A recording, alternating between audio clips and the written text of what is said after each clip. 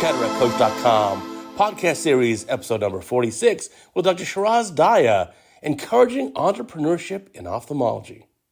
Welcome back to our Cataract Coach podcast. Today with Dr. Sheraz Daya from London. Sheraz has an incredible center there called Center for Sight, and he'll tell us all about that, but he has a very interesting journey in ophthalmology, including a large stint in the USA. So Sheraz, welcome to our podcast.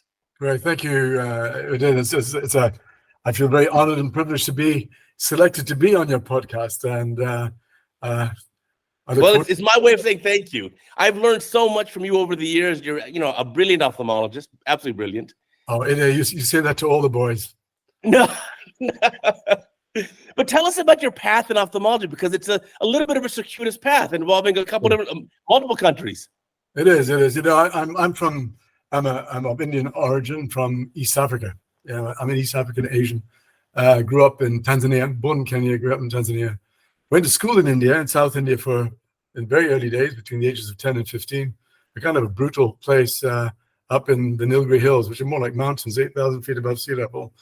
And then I came to the UK and went to high school here and went to medical school in Dublin, qualified there. And then I went to Belfast, Northern Ireland, right in the midst of the Troubles in 1984, right on the Falls Road for a year, by choice. I learned a lot about people then. I'm not going to comment too much. We could do that over a beer sometime. But then I went to New York after that, and I couldn't get into ophthalmology. This is 1985. Sure. I did internal medicine, and I finished in 1988.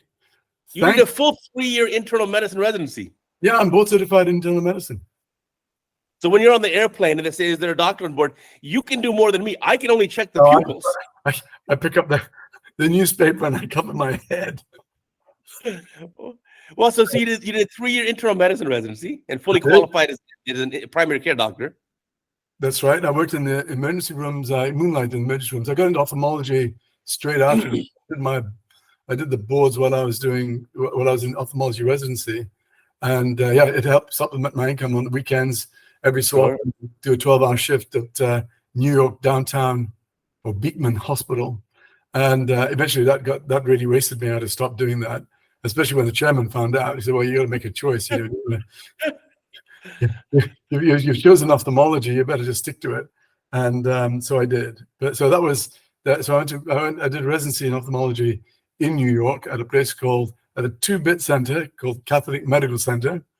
And it was David Payton of Project Orbis fame, and King Khaled Eye Specialty Hospital and the Cullen Eye Institute. And, the son of Townley Payton, the person who set up the first eye bank in the USA. So he was my mentor and my chairman at the time. And what a great inspiration to have as a mentor. And, everything was possible. He could turn people into gold. He had this touch. And I'm very grateful that he found me and brought me in, and I had the opportunity to become an ophthalmology resident. And after that, I went and did a fellowship in Minneapolis with Dick Lindstrom and Ed Holland. So mainly under Ed Holland. Wow. Dick Lindstrom had gone into private practice, so we spent 6 months on each side. And that was fantastic. I mean, what was really amazing about it, I was exposed to several individuals. So it was Ed Holland, Dick Lindstrom, Steve Lane, and I can't remember the names. Don Doofman, and who else was there? There were a couple of others, but they all had the different superstars. So yeah, they were. It was fantastic, and I could take the best out of each one of them. What I aligned with me personally, and that variety was in 1 year I absorbed a huge amount. I also had the opportunity because they had a who's who for grand rounds. And although I had to cover the residence as a fellow, I used to sneak into grand rounds there and hear all these big names in the who's who in ophthalmology in the United States come and talk for 2 or 3 hours. And I was like a sponge. I just soaked it all in. It didn't matter if it was neuro-ophthalmology or retina or uveitis. Although I was a cornea fellow, the information was fantastic and the exposure to those individuals was great. So that brain power, that knowledge base in the United States, it was what a privilege to have. I would do it all over again in a flash. Wow, it sounds an amazing experience. But yeah, you're right. At the young ages, even I remember back Like I was so enthralled with learning about anything in ophthalmology. Like retina, the fun of the excitement of learning was wow. No, it's great, and especially when you've been to a sort of community residency program where it's kind of mediocre, everything's mediocre, and then you come to a level of excellence, which is kind of what I always aspired to do. I always wanted to be. Mediocrity, as David Payton used to say, be like Sheraz, mediocrity should never be in your vocabulary. You need anything you do, you need to do the best of your ability, and surround yourself with really good people. And I'm sorry I can't provide them here at the Catholic Medical Center, but as you go through life, just do that. Just surround yourself with these superstars, and it'll transfer across. So always think, strive for the heights, and that was always stuck with me. So going to Minneapolis was fantastic. Just get that exposure. All those the who's who, amazing. And as you say, and then good. Anything to do with ophthalmology was great, and even now. For sure. I feel very fortunate and blessed to have had all those opportunities, traveling to different countries and getting exposure. So after I finished ophthalmology, I decided to look for a job in the United States. I went to Albuquerque, to the University of New Mexico. Wow. I went to private practices in Connecticut and other university places. And I just didn't feel I could work for anybody else. So David Payton basically gave me his practice. He'd got kind of run out of town by the establishment at the Catholic Medical Center. So I took over his practice, and I did a lot of cornea very, very quickly because he got a huge corneal practice. Sure. And I got off to a flying start. But then, after a year and a half of being in practice in New York, it was on Madison Avenue in Queens and Brooklyn, and I taught residents as well. I came to the United States to get an education, and I just used to wake up in the morning. I wasn't married. I was single. I used to wake up on a Saturday and Sunday. And what am I doing here? What am I? When you wake up in the morning and then you just don't know what you're going to expect when you go back to work the following week. Something's got to change, and that's when I thought, well, maybe I should think about going back to Europe. And then it's amazing. You plant a seed, and sometimes the universe goes ahead and presents you with opportunities. So I was looking to go to Spain, but it was like, well, where can I go? It's good weather, and it's a little bit behind time. In Spain, I went to I was trying to set up an ophthalmic department at the hospital of Costa del Sol, and we were making good progress. But they wanted me to set up the emergency department as well, since I've done emergency medicine. And I thought, I'm an ophthalmologist, guys. I can help you with that, but I'm not going to do it. I'm not going to run it. You tell them, I want to do coronaries, not coronaries. That's right. Yeah. And anyway, so to cut a long story short, a job came up in the UK, and it was Tom Casey, who is a well-known corneal surgeon. Internationally, he wrote a book on corneal grafting, and he was at this place called East Grinstead, quite well known. And they were looking for a cornea person. I thought, well, my brother found the advertisement in the British. It was in the wrong place. It was under plastic surgery instead of, because they call it the corneoplastic unit, and it was under plastic surgery as opposed to ophthalmology. And my brother's is an ENT surgeon, so otolaryngology, and straight after otolaryngology was plastics. And he read the thing, he said, this is in the wrong place. But gosh, this sounds like what my brother's doing in New York. Maybe I should send it to him. So he sent the advertisement, and he called up the region, and he said, well, would you take my brother? He's a corneal specialist in New York, and he's GMC registered. He's trained in Ireland. I said, yeah, we'd love to meet him. By coincidence, I was going to the UK that weekend to see my mother, who was visiting from Tanzania. And I went to the plane arrived in Gatwick, and it's only a 10-minute drive from Gatwick.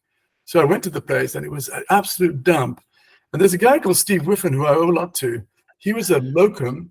He was a fellow of Tom Casey's, and he was working as a locum consultant in that department, doing the transplants and looking after all these patients. And he convinced me to take the job, and he wanted to come to the United States to train in cornea, and he went to do a swap. So he went to Minnesota, but he went to the Mayo Clinic, and with Bill Bourne and others. And I came to East Grinstead, and that's how I got started in the UK, and I have not looked back.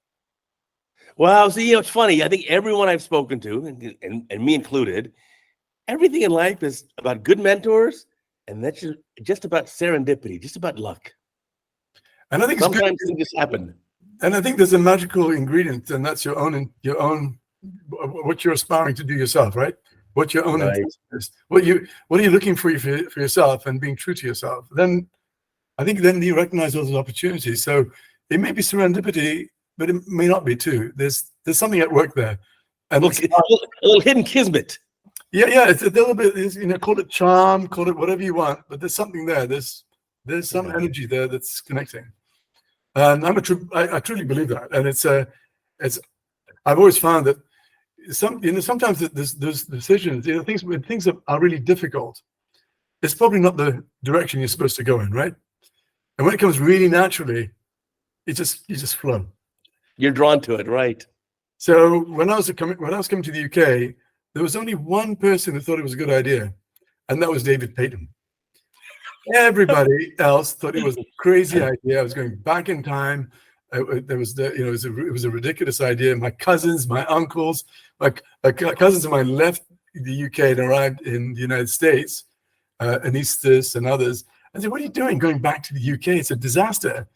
I just felt instinctively it was going to be fine, and the demographics were right, the place was right, and I did it. It was very. It all works out. As I say, if anybody listening, sometimes just go with the flow. If things are really straightforward, maybe that's the journey you're supposed to be taking. That's a great point. Now, when did you set up Center for Sight? It must be almost 30 years now. It's 27 years.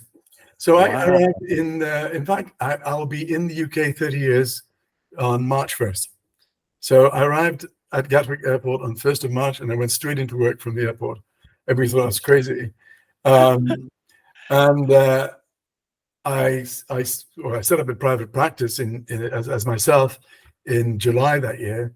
And then I started working for a laser center, and I was a medical director.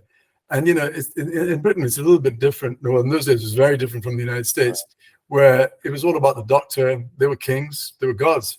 I mean, you talk to a patient, they go, "Well, you're the doctor. You're the expert. You tell me what I got to do." They were, wait a minute. That's not the way it works. It's kind of a shared thing here. I talk to you.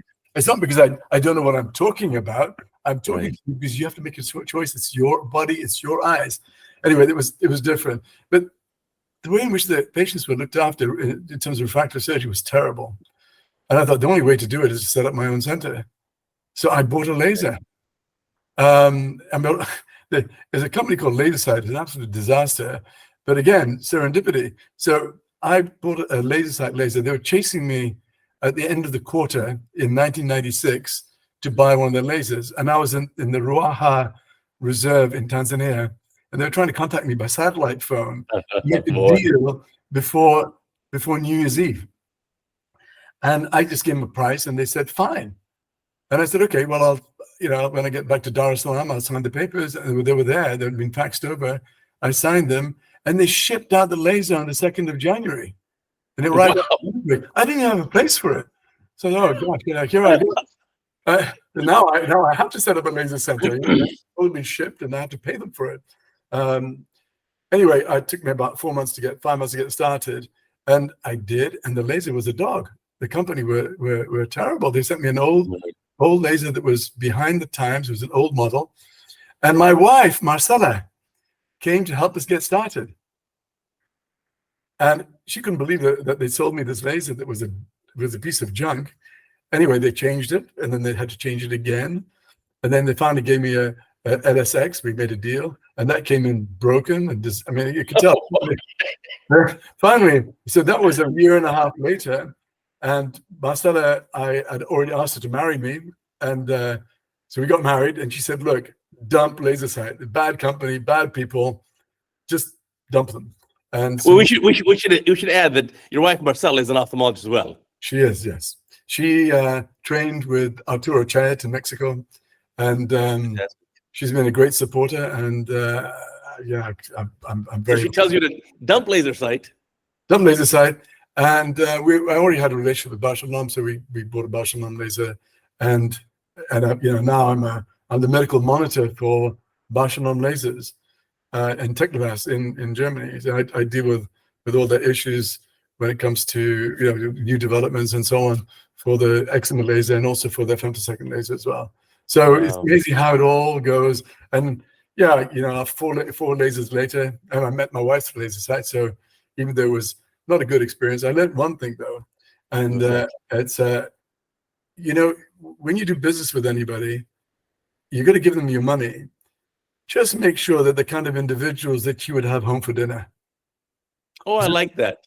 If they're not, they got to be good people, right? They got to be clean. Right. They got to have integrity. And if that's not the case, think twice.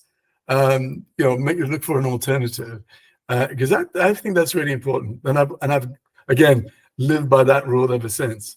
Although I'm very thankful that I met my wife through laser sight, and life has been good as a result. But yes, That's some incredible advice. So I love that. Make sure it's someone you'll have at your house for dinner. Another one I heard was, if you decide to go into business with someone as a partnership, ask yourself, would you want to go on a family vacation with that person? Bring that person and their family with you and go on a family vacation together. I was like, whoa, that's a great question. That's a step forward. Dinner's is one thing, but vacation, yeah, that could be quite dramatic. And then now you've grown Center for Sight incredibly. Like you're multiple locations. You're incredibly busy. It's been an incredible success for you. Yeah, it's been good, and but it's been organic, and so we have 2 surgical sites, and we also have it's a satellite that's in London, based in London for the international side of things, and for for convenience for patients. But I operate out in the countryside. We have a site right in our village where we live in Surrey, a place called Oxshott. It's where Chelsea Football Club live. There you go. Training grounds are just 3 miles down the road. But I hasten to add, I moved here before they did. Well, so if they miss a goal, I can only assume it's because of their eyesight, and you didn't do a good job. I think somebody else deals with their side of things. Okay. Their eyesight. So the other place is in East Grinstead. So I thought I was going to stay in the health service. So I built an eye hospital in East Grinstead. Gosh, the way it goes, a year later, I had a fallout with the chief executive who wanted to try and micromanage me. And my parents couldn't micromanage me. That's why they sent me off to boarding school. I was going to say, I had a suspicion. At the age of 50, I have a chief executive trying to micromanage me. And it's not going to work, is it? So I thought, well, you know what? I'd go on a sabbatical. And if he was still going to be there after I came back, then I was going to resign. And he was, so I left. And again, that was great, because I was working really hard, running a department, building it, doing research, doing basic science stuff, stem cells, trying to build Center for Sight, growing that side of the business, traveling like everybody else. And yeah, a big chunk got cut out. And I think I will live longer as a result of that. So again, I did my time, and I am now where I am. And it's a good place. I'm very pleased with where things are. We do want to grow further. What I did was set up a very American-like practice where we've got technicians and support, and an ophthalmologist does the work of an ophthalmologist, which is to see patients, diagnose, and do surgery, as opposed to the trivial pursuits. Now that doesn't happen in the UK. A lot of my colleagues will take the visions, do the pressures, do the IL master, do the pentacams, and so on. It's a waste of time. But it's kind of they need to put their hands in their pockets and spend a bit of money and increase their volume of practice support. And then I think there are groups now learning that, but we were kind of early in getting started. And I know but I think there are many that have told me that we've inspired them to do the same, and I cheer them on. I think there's a big vacuum there for ophthalmologist-run practices, and every time I hear of a new one, I cheer them on. I think it's great. I don't see them as competitors or even rivals. I think this is our fantastic brothers and sisters. They're colleagues, of course. Exactly. And it's anything we can do to help them get on their journey. Well, why not? I feel the duty to do so, since I've had the privilege of learning how. But I mean, the alternative is big corporations, cherry picking, and we have those too. And actually, unfortunately, they do harm the industry. And and it makes it much more of a battle for us. The big 800-pound gorillas that are out there, they know who they are, and it's a problem. But anyway, there's room for everybody. Right. Well, I think doctors should be the captains of the healthcare ship, and I long for the days when we have just the doctors running the show, as opposed to now the business types who come in and think that the doctors are just employees. So I think that's a great, valid point there. Well, now it's very telling, is that there's a shortage of doctors in the United States and in Europe and everywhere in the world. There's going to be shortages of doctors. Well, that the doctors are going to wind up being in that privileged position again, but they should embrace it and Right. learn to maintain their leadership position. Now, not every doctor can be a leader, as you know. There are some that want to be leaders and should be leaders, and there are others that don't want to be leaders and they just want to come and do their work, get great pleasure out of looking after patients, and they need to figure it out for themselves. But doctors really should lead. I'm totally with you on that one, and they should be encouraged to do so, and they should muscle in if they can on leadership positions. Otherwise, they pay the price of being pushed around, becoming dependent on systems and organizations that are not working in their best interests, and they go home not feeling accomplished. Right. Well, I think we're seeing that in the U.S. now. A lot of younger doctors are doing combined MD degree as well as MBA degree, Master of Business Administration. So they're doing combined MD, MBA degrees, which I think is a great move for the future, because let's face it, you go back to secondary school or even university, the smartest kids in the room were not the business types. They were the ones who were doing medicine. No, that's right. And it is interesting that in medical school, there's a lot we don't learn. And it is great to see those MBA programs and also other ventures like Francesco Coronas and Amanda Coronas I've got a new conference in March, and I'm going to plug it a little bit if you don't mind. I'm for sure. Advising committee. It's called Ophthalmology. It's a great name, and it's to do with the business of ophthalmology, not just how you run your practice and all the rest of it, but right down to investment. If you've got a startup, you've got some ideas. Right. It's the whole business of ophthalmology. But a lot of tell me more about the meeting. I'll put a link down below for our viewers and our listeners, so you can check it out. So we're gonna have this podcast hosted or aired in February, so it'll be the following month, March. Where's the conference going to be? It's going to be in Stresa in Italy. It's a bit north of Milan. Very nice place. And it's on from, I think it's the 17th of March. About I'll put a link down below. Yeah, and there's going to be a lot of well-known doctors. It's mainly a European meeting, but there's some US representation as well. And it's going to be they're going to have experts in their own fields, not doctors. So when it comes to finance, there'll be people who understand money and understand how to convey that information. When it comes to marketing and dealing with social media, the experts there, the expertise in all different areas. And it's going to be quite a different sort of meeting, a bit like ACOS Europe. I don't know if you've ever attended the ACOS Europe meeting. I was just there, sure. A lot more discussion, a lot more interaction and informal and very collegial.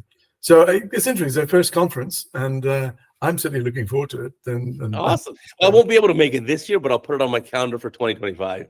That was good. I think we're grateful. We'll have you chip in there and your perspectives.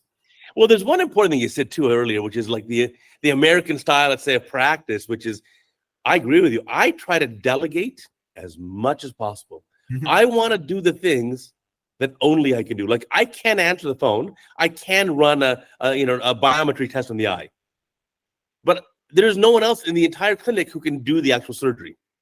So I should focus on what I do, which is surgical decision-making, the new patient consult, and doing the surgery.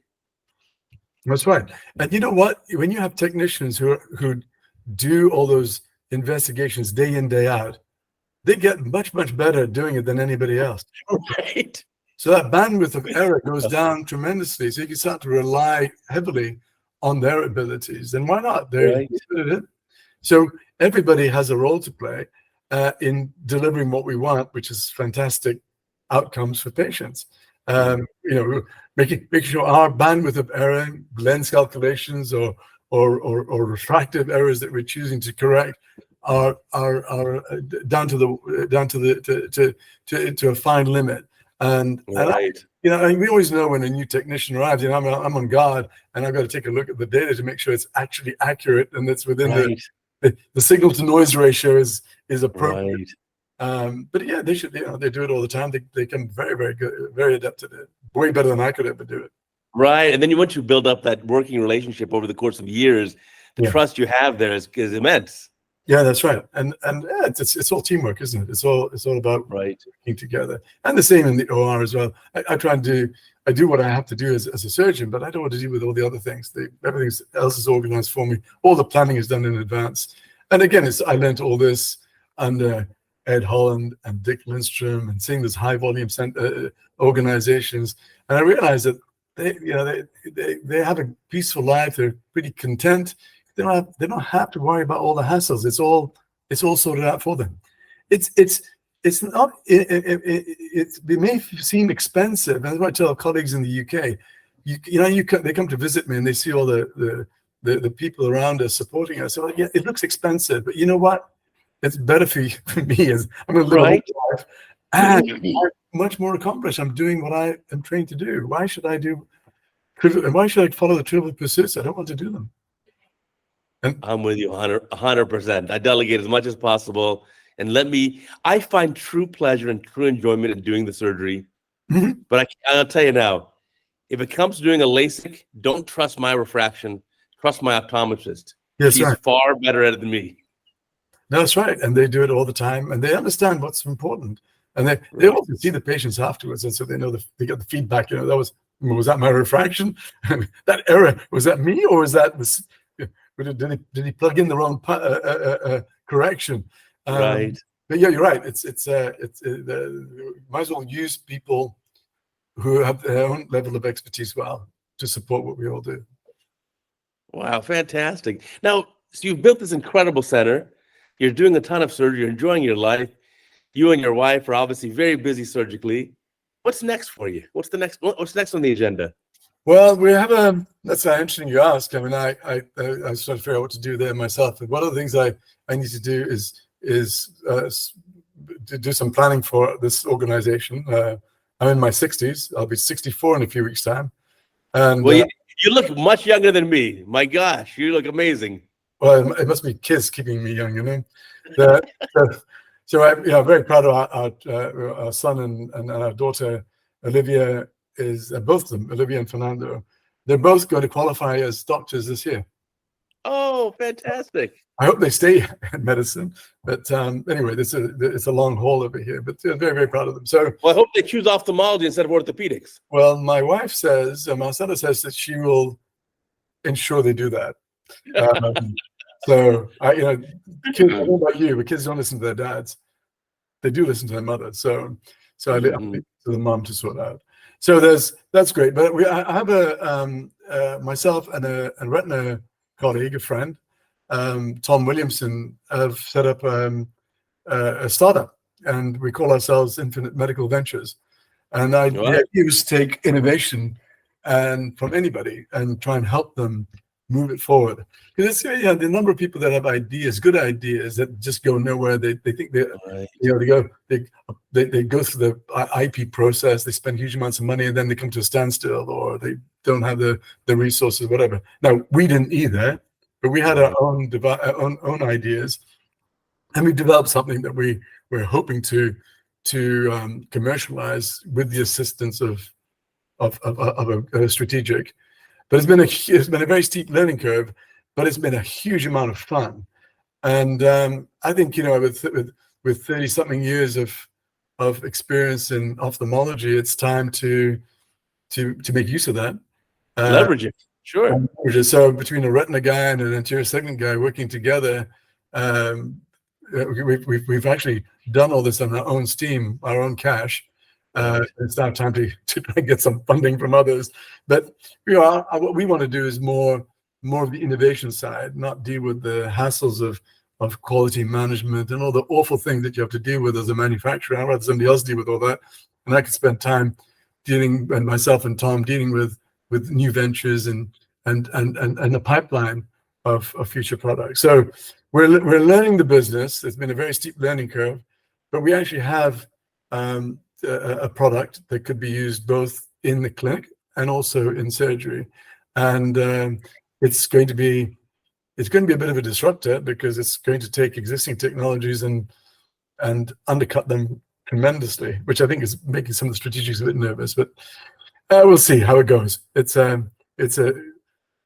spent quite a lot of cash on it, and it's great to see the development take shape and actually work. So I think it's important to be able to switch gears every so often in your career. Like you were saying, when you were 50 years old, you had some issue with some hospital. You say, you know what, take a sabbatical. Oh, still not working out. You know what? I wish you well. Let me do my own thing. I did the same thing. At 52, I actually stopped doing university professor duties. I stopped teaching residents. And I just said, yeah. So I was doing half my week in private practice and then half my week in university. And I stopped all my UCLA resident teaching activities. And, it's time to switch gears. It's time to do something different. Yeah, and also, I think it's very important for us to pave the way for others to come in too, and to bring them along. There is this old empire mentality, certainly in a lot of Commonwealth countries and in the UK and in Europe, where the boss wants to be the boss forever, right? Right. And that doesn't happen as much in the United States. And there's this. Yeah, I think a lot of it reflects how the government runs. You've got 2 terms and then you're out, right? And the same happens with societies and others. I mean, we got the ESCRS. We got these chair people that have been there for decades. They don't leave their positions. Right. And I think and I keep saying we've got a responsibility to make sure that we vacate the chair and let others in. And we should be looking for other things to do. It's a great shame if you're still doing the same thing you're doing now as you did 30 years ago, right? I think you're right. You have to pass the baton. That's so right. For me, I always thought I don't want to be some 75-year-old professor teaching the same thing for the last 40 years. It doesn't make any sense. So when I was 52, I said, I've done it for 22 years. I did it from the age of 30 to 52. And I said, I need to pass the baton. We need to get someone here who has no gray hair. Let him or her take over. They'll figure it out, and I'll pass the baton. And I think that was one of the best things I ever did. No, it's good. I think that's and you probably found other things to do, right? Oh my goodness! CataractCoach. It's amazing. It's amazing. Those videos that you put together. I sit there and watch them. I go, wow. There's something to learn every single time. Not necessarily everything that you point out in those videos. I will see other things going on and go, wait a minute, that's a neat way of doing that. It's phenomenal. That's it. But what a great thing that you've done there. I mean, it's those videos. I know how long it takes to make a video. It's very time consuming. Well, I put a new one up every day for more than 2,000 days in a row. I've got 100 terabytes of data right here of video. Send me one. I'll edit it for you. Yeah, I know. Maybe I should do that. There's just sitting here, and I every so often I get Lucio Barrato giving me a hard time about sending him a video. I go, and I wish I kind of forget what I did, but I've got some real sweet ones that I really need to find time to put together. I'm hoping my son will get interested in editing them for me. For sure. But after we air your podcast, the day after, we'll feature one of your videos. So just remember, sometime the next week, send me a video of anything surgical. I'll edit it. I'll do the voiceover. Just send me the raw footage. Something interesting. Figure something out. Let me take a look at that, and or I might send you something that I've already edited, and you can put that up. But like you, in fact, I have got a lot of projects in the ophthalmology space. I could make use of your new company to help get this from idea or even intellectual property to the next phase. So I'm already involved in multiple things. Yeah. Well, we should talk. I mean, I think I'm not saying I'm an expert. Neither am I. Has been so steep, but there's nobody that you can go to really learn from unless you've actually been in the process. Unless you've worked for one of these companies, it's kind of hard to give up the day job too. So I suppose as I learn and as we learn, Tom and myself, we again, following on from the point we made earlier on about passing on the baton and involving successes, it'll be our duty to make sure we make this an established part of what we do in this microcosm, where yeah, ophthalmologists can be enterprising and can be involved in these sort of ventures and develop new tech. There's no reason why they shouldn't be. In fact, what a great place to be. You've got the knowledge Right. of ophthalmology. You've got the experience in ophthalmology. You know what people want, and you know what you want, and then you've got this the wherewithal to be able to make it happen too. And I think that combination is fantastic. But we've got to put it together. So yeah, collectively, I'm sure that we can make the future change quite considerably, and it's changing anyway. I think it's going to be forced on us with artificial intelligence and augmented reality and simulation and all the rest of it.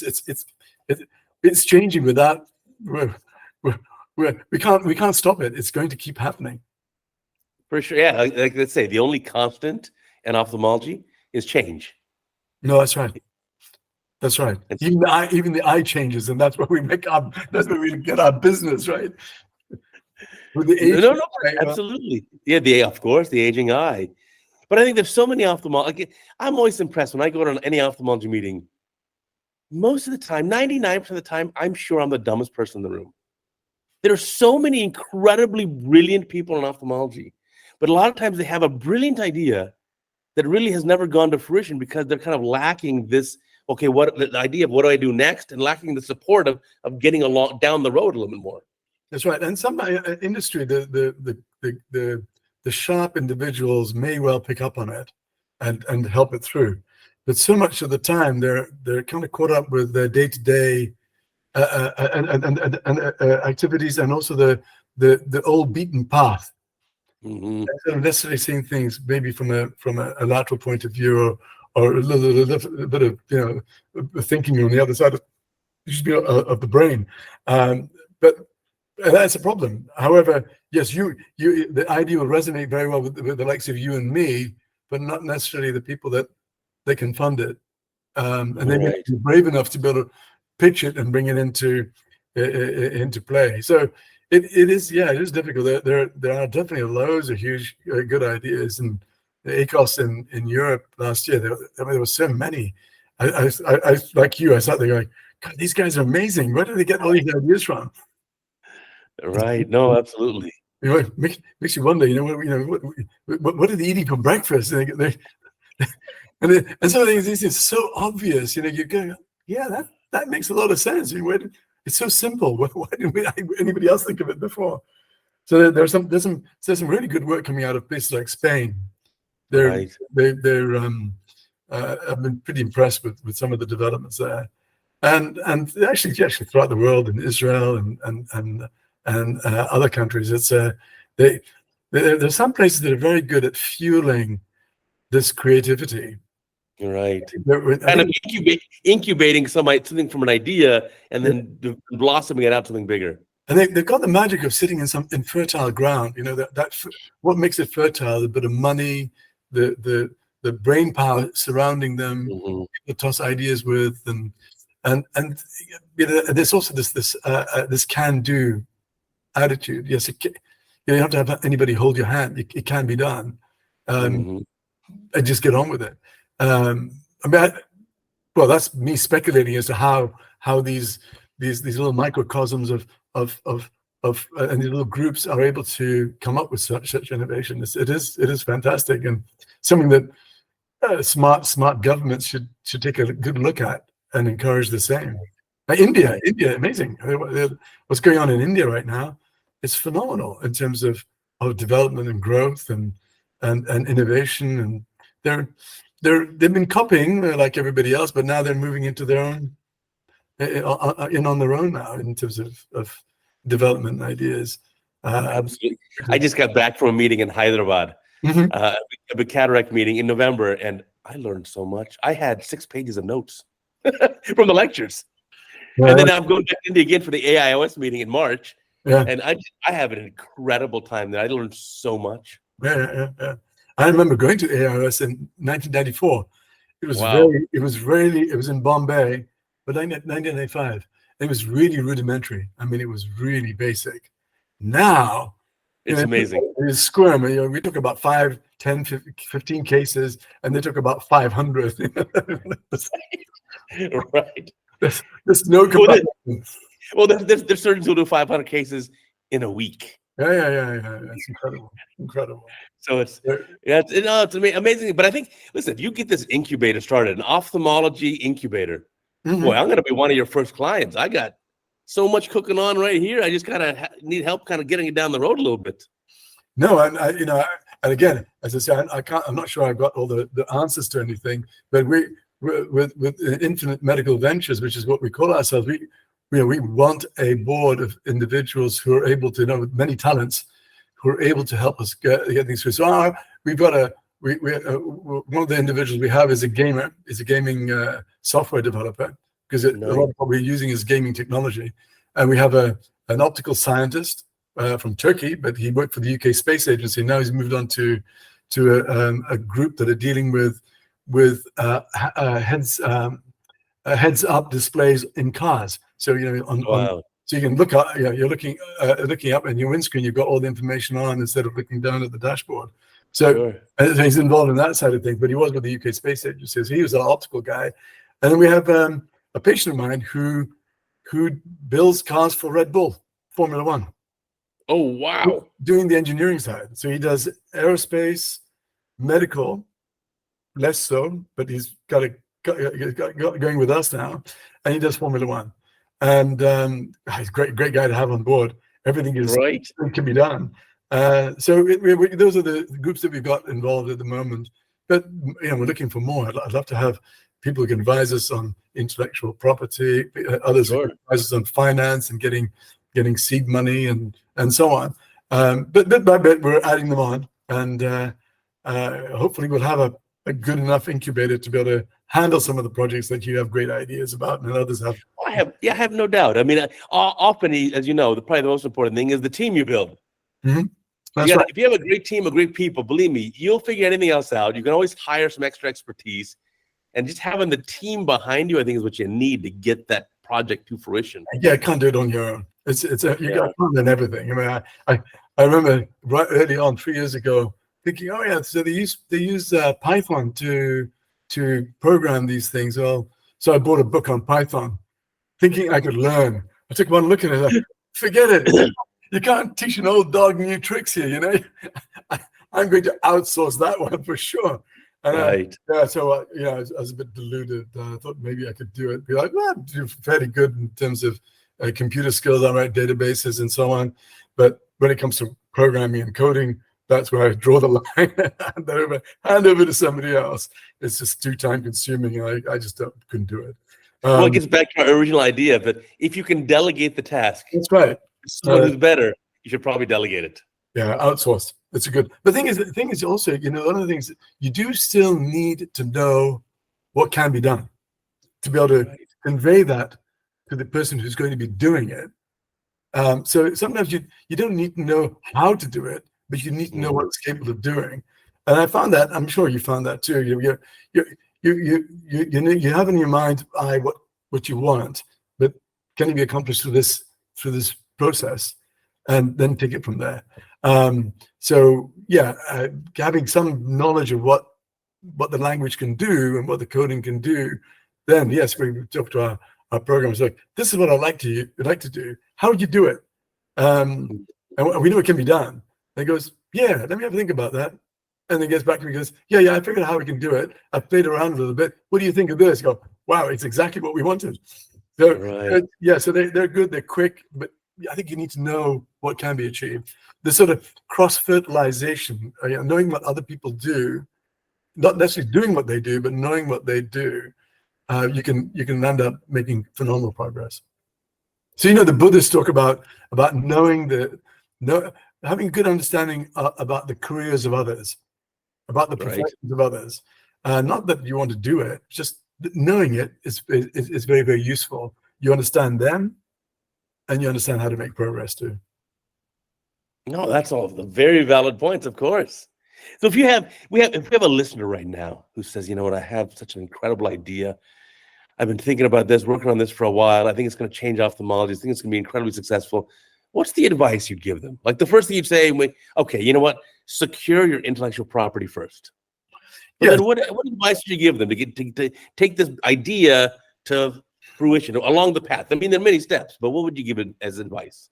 Well, I think that securing that IP is very important by documenting it and having it. Bam!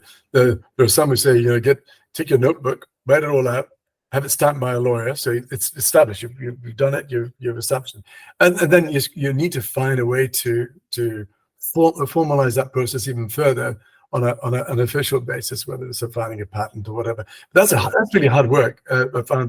We found to our chagrin, and we're now on our third patent lawyers trying to sort things out.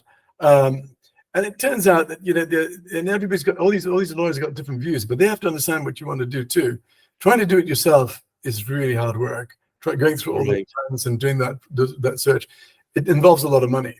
And I think that the key is to find partners you can trust, you can work with, and then yes, very carefully with non-disclosure agreements that are fairly robust, start talking to those whom you trust and try to move things forward. But it really depends on the type of project it is. And there are some that are straightforward and don't require much in the way of resource. I don't mean by resource money, but individuals with expertise. But then there are others that are so complicated, you need a whole bunch of different individuals. So I think you need to figure out what it is, what that endpoint is, and what sort of talent you require, because the more talent you require, the more expensive it's going to be. And that's again the viability of it. Is it viable? It may be the best idea in the world, but it may not be commercially viable if it's going to be too costly to get to the endpoint, which means it's going to be costly to the end user and so on. But I think that's where, I mean, we've learned this the hard way. We also found that we actually, Tom and myself, fell into it but quite by chance. We started working with another group, and then it just didn't work out. So we looked at each other. Well, actually, we could do this ourselves, and off we went. And before we knew it, we were well on the journey with a lot of hiccups. 2 steps forward, and sometimes 3 backwards, and then forward, and it just goes on like that. But what I found was the point we made earlier on is having good people to communicate with, who can advise and guide is key. And that really hard to find those individuals, which is why that having that network is useful. How did I find the people that I work with? I mean, I went on these sites that hire experts, and LinkedIn was a great one. Sure. I was quite impressed with whom I found on LinkedIn. And most of them didn't answer, but there were ones that did. And we've developed alliances as a result of communication on LinkedIn. But then there have been others that have advised in terms of money and how to raise money and so on. Although we've not raised any money at all, but just in terms of guidance, it's a difficult one. A lot depends on the project. Right. For me, I mean, personally, I'm involved with a company where we got some patents finally issued, but it was a almost 10-year process. Yeah, that's how long it takes. It's amazing. And you're just like, wait a minute. And then they say, oh, don't forget, now that we have the US patents, we must do the international patents. Yeah. So, boy, I mean, the cost, we severely underestimated the amount of time it would take, as well as the cost it's going to require to accomplish these things. But now I think I'm very happy in this position. But wow. No, and that's the other thing. That's another good message you just relayed there. Is you need deep pockets to be able to do it, or you need somebody who has deep pockets, who believes in you and is willing to spend that kind of money. And really, you've got to. You can't be greedy. You're not going to accomplish it without a team. And yeah, you've got to. Everybody's got to have a bit of consideration in terms of making a project fly. Otherwise, it just won't. Yeah, I mean, in retrospect, I would have gladly traded a percentage of stock ownership in the company to someone else to help kind of take on this burden of work and time and money. That's right. I think. Listen, to get an incubator of that nature, which is very common, like in Silicon Valley. That's right. But it's rare in ophthalmology. You're the only one I know about. Well, we're not really established yet. We're in the process of doing it. This is what our aspiration is. and I love it. and hopefully we will get there. But it is a difficult one. I mean, but surely in California you got lots of ophthalmic incubators No, they do. But yeah, there are other people who are doing this as well. Everyone has a great idea, but I think what you said earlier is very important. We got to capitalize on what's the future going to be. It's going to be that augmented reality.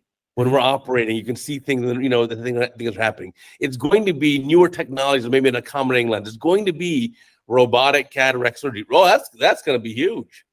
So there's so many things that are in development, but I can imagine the way we operate in the future is going to be very different. And triaging patients, AI is going to be a huge one. So it's all about imaging and accurate imaging and so on, and lots of data, and organizing the data so it can be worked on. So starting off properly is going to be key. But again, so the other thing that I've also found is that a lot of people do it for money, right? Right. I think that's probably the wrong motivator. It is a motivator, but really it's about having impact. So if you feel that your idea is going to make a dent in the world of ophthalmology or whatever area you're involved in, and you become passionate about it, you want to have that impact. So it's more about the impact than it is about getting the revenue in, and you've got to make sure you can make ends meet. But it's not about can you sell the company for hundreds of millions of dollars or whatever. It's really about we're going to make a change, and that I think is the biggest motivating factor. So for Tom and myself, we're going to be disruptive. We want to change how everybody examines patients. We want to change how how we work in ophthalmology. And that really motivates us. And we feel we can do it, but it has to be affordable. And it has to be, it has to meet all these criteria. We go, wait a minute, affordability. How are we going to do that then? And so on. And it becomes the critique for yourself. How are you going to accomplish? You need to know what you want to accomplish and why. And then how are you going to go about doing that? So that's been our journey so far. As I said, we're still at the stage where we need to get out there and get something going. I'm hoping that there's a lot of work involved. I'm just hoping that a bigger company will work in alliance with us and take away some of the noise so we can concentrate on innovation and development. And it looks like it. There's certainly been of interest to several, and we're talking, and hopefully we'll make progress. I think you're right. It has to be your passion, and you have to look to kind of really innovate and kind of change the face of what we're doing now. That's right. As opposed to chasing the dollar. Because importantly, as smart as ophthalmologists are, if you took that ophthalmology brainpower and applied it to investment banking, you would be far richer than doing eye surgery. Yeah, all those years as well, decades. Right. Yes. It'd be several fold over, right? So it's and I think what a lot of people look over, look sideways and look over their shoulders and see what others are doing. Forget all that. Just you got to do what's right for you yourself. Right. And you can recognize it in the people that accomplish, right? They're sort of kind of single-minded. They know what it is they want to try and achieve, and they just they're like a Jack Russell with a dog in their mouth. They're not going to let go. And they compete with themselves, and they're not competing with each other. No, that's right. Exactly. You got to forget about everybody else. It's you. You're working on yourself. And I've just my observation, seeing those guys that managed to do it. They're clearly very passionate, and it's almost like every waking moment you're consumed by the issue. Well, if you're putting that much energy into it, you're going to win. You're bound to succeed. No, absolutely. Yeah, with that much passion in it, you have to succeed. Like same when I did cataract coaches. I have an idea. I want to make a video every day. And then it's like, wow, 2,000 some days later, I'm still doing it. Incredible. So it's not about like the one flash in the pan success. It's about like I grind every day. Yeah. Now, how long does it take you? Give away your trade secrets here. It It's takes a video a day. I mean, generally, the length of the video times 10 is the amount of work. I know. So 5-minute, 6-minute video is about an hour of work if you're very good at it. Mm-hmm. If you've not really edited a whole lot of videos before, that one video can take you many hours. Yeah, an hour a minute. Yeah, it can be right.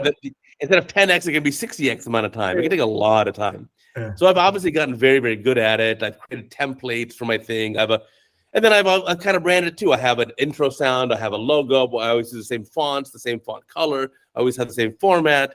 And I've automated as much as I can with these templates and things of this nature. But even then, every video I make, I have to do a voiceover. I've learned to do essentially 98% of the time, I do the voiceover in one take.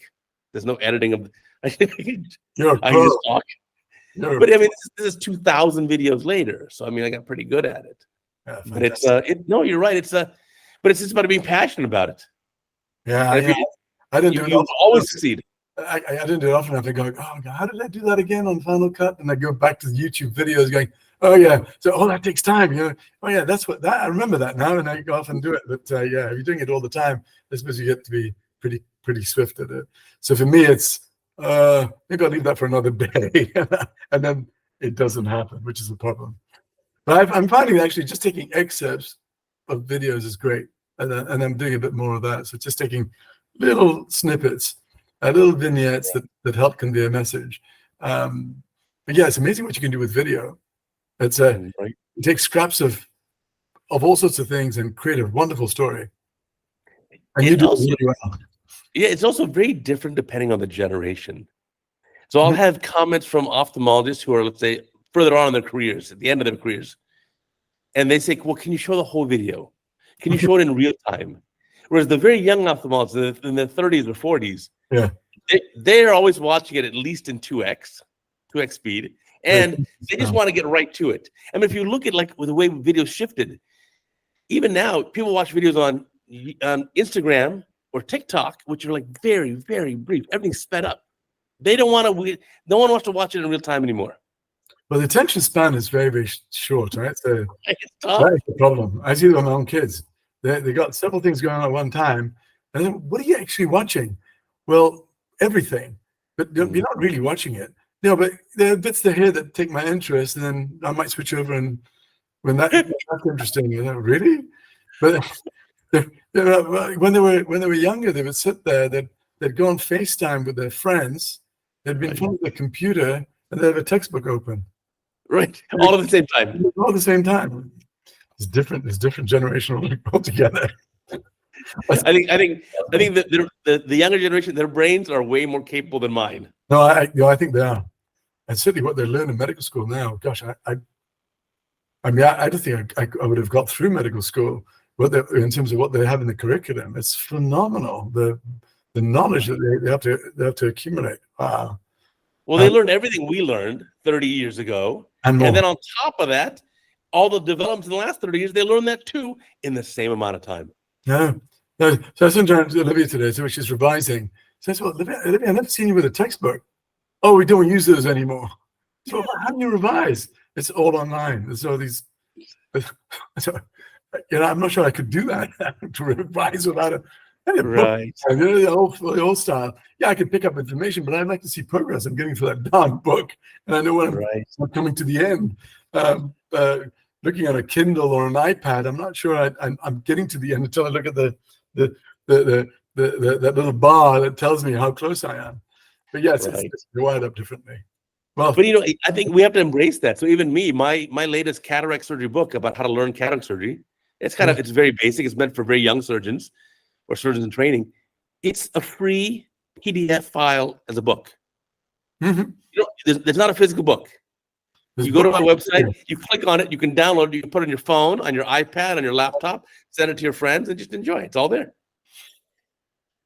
So it's right. And then the neat part too, though, if you didn't have the past, if you had it as a physical book on your desk, well, you can't hit play for the video. No. Here, they can read your book and hit play and watch the video of it. Yeah. No, that integrated media format is fantastic. So with Olivia, when she started at medical school, they gave her an iPad. And Yeah. they gave them a new iPad because the old one's, the bigger one and all their schedules and everything gets ported across to their calendars, and it's incredible. There's not enough room in the lecture halls for everybody, so they webcast the lectures. So Wow. if she's making time, she can sit outside, or she can sit in a cafe, Starbucks, and watch the lecture take place. Unheard of in our time. This is times have changed. Brilliant. In our days, we had to take notes during a lecture. Yeah, and then if you weren't there, you have to borrow somebody's notes, right? Right. Now you can just play back the lecture anytime you want. Yeah. No, it's amazing. No, I think to sum all this up, I think there's so much change in ophthalmology. It's so good. It's really going to advance our field. Clearly, the way we're going to operate in 10 years is not the way we're doing it now. We'll have amazing techniques and technologies. And I encourage all our listeners, all our viewers, please get involved. If you have a great idea, run with it. And make sure, like you said, two things. Number one, you're passionate about it. And number two, it's going to have that big impact in our field. And if that's the case, you should absolutely pursue it. Go for it. And as Walter Emerson says, you have an idea, the universe conspires to make it happen. If it's a good idea and you're really passionate about it, it happens. And there's some sort of magic out there that helps that take place. I just believe it. It's amazing. If it's the right thing, and you, as you say, passionate, it'll always take things work out. And it's that magic. I don't know what it is, but it's out there, and I'd love to keep tapping into it if I can. While they still let me. Yeah, absolutely. Well, Sheraz, you've had an amazing journey in ophthalmology. I mean, truly fascinating. I'm not done yet. No, I'm just saying, amazing journey so far. Yeah. But I'm just so excited about your next chapter. I think I love how you're changing gears a little bit and saying, okay, the next chapter I'm going to focus on this. I think that's just brilliant. And I think that's what we should all think about. Well, I hope it works. Oh, with you at the helm, there's no doubt. There's this as we start our careers, we start off sort of gradually, and then it starts going exponentially, and then it sort of plateaus out. Right. The key thing is when you're starting to plateau out, to find something else, because then you have a bit of time that starts that gentle journey, because then that will eventually go exponentially, right? Right. You have something to replace whatever you leave behind, and that's the way I see it. And it happens in everything. You get to a point where, okay, there's not much more you can do, and either you're getting too old for it, or you're getting tired of it, or some other young Turk has taken over, and then you find something else to do. And I think it's important for all colleagues to consider, what next in terms of your own development, and what are you going to do for yourself, and in your on this journey that we have on this planet. Right. I think it's very important also to keep ourselves occupied. I've got a 93-year-old father who runs a pharmaceutical industry still. We're trying to sell it, but he's 93, and Asian genes, they're not always the most brilliant. But he's done really well. He's got him out of bed. He's completely on the ball. The physical body is not fantastic, but his mind is there. It's he's got this old Gujarati brain that figures things out very, very quickly, it's that. But how's he kept it up? Because he goes to work every morning. That gets him out of bed. I think that's important for all of us. We need to keep our brains going. Right. You have to have a purpose. But I think you have to have a purpose, and I think it's really important. Once you're starting to get stagnant, and you're not learning and growing and whatever, you need to change gears a little bit. You can stay in ophthalmology like we all do, but a different aspect of it. And initially, some of the changes I've had in the past, when they happened, I saw them as a bad thing. But then it was only in retrospect, like, you know what? That turned out to be a blessing in disguise. It was the best thing ever. It's funny how when you're young, you're more, and sometimes at times you think you'd embrace things, but you're more hesitant. Right. But yeah, as you mature along, you realize that there's a lot of new things out there that you don't know you actually don't know what's going to be the thing that we're going to keep and what we're not going to keep, right? It's very hard. And I remember Dick Lindstrom saying, all I can do is this is what we do today, and 50% of what I do today is probably going to be medieval or rubbish in about 5 years' time. And he's got a point there, right? I mean, Yeah. change happens. Yeah. Wow. I had an amazing time talking to you, Sheraz. I'm like so motivated. I want to get up and like start writing down new ideas and start. You're a brilliant guy. Love having you as a close friend in ophthalmology. Learned so much from you. I'm going to put some links down below for your meeting you have coming up with Dr. Baronis and whatever other links you want to share with us. But again, thank you so much for doing this podcast. What an inspiration you are. I'm really blessed. Well, we're all flocking together, right? It's great. I've watched you in great admiration, and we've talked about it with CataractCoach and others. Great energy, and we'd all like to be like you too, Uday. All right, fantastic. So for our viewers, remember, we got a new podcast every single week. Be sure to check it out on Amazon, Apple, Spotify, Google, and where you find your podcast, obviously on YouTube and CataractCoach as well. And then the links are going to be down below, and then we will catch you next time for another amazing podcast.